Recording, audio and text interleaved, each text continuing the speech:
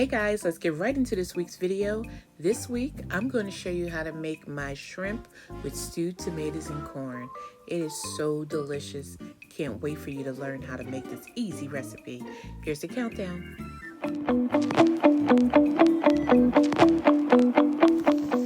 Okay, so let's get started. You're going to need some oil in a pan. Now, I'm using bacon fat. You can use beef or pork bacon or any type of neutral oil that you choose. But you're going to need to saute 2 small to medium onions and some peppers, bell peppers, red and green, whatever you choose. It don't matter, child.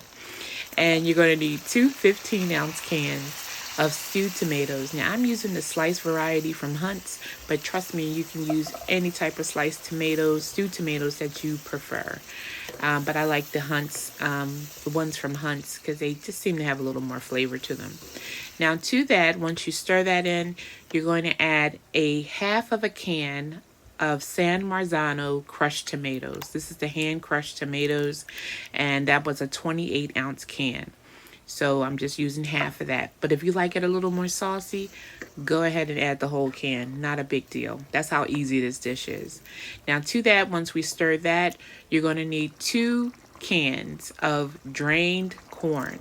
Now, I'm using the canned corn because I did not have any frozen corn on hand, but just 2 cans of corn or 2 bags of, like 2 10-ounce bags of frozen corn if that's what you have. Now to that, you're going to add 1 can of cream style corn.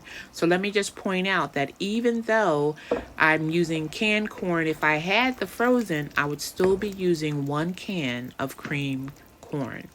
So you want to add that in because it's going to give you some nice flavor, some good sweetness to the dish. So just give that a nice stir. It's looking good already. If you're familiar with stewed tomatoes and corn, you know, you can serve that with grits or whatever you like. So now let's add some seasoning.